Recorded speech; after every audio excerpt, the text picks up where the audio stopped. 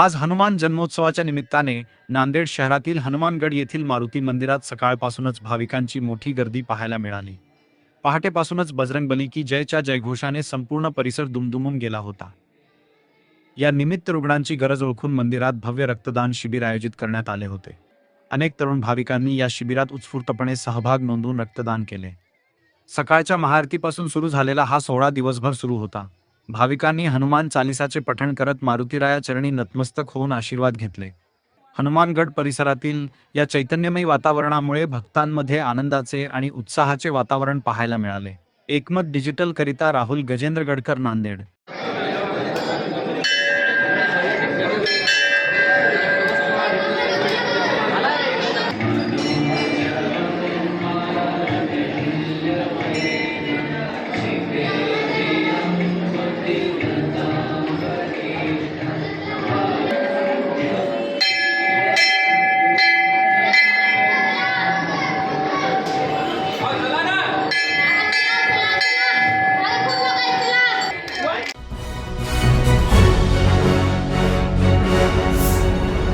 Thanks for watching Ekmat Digital.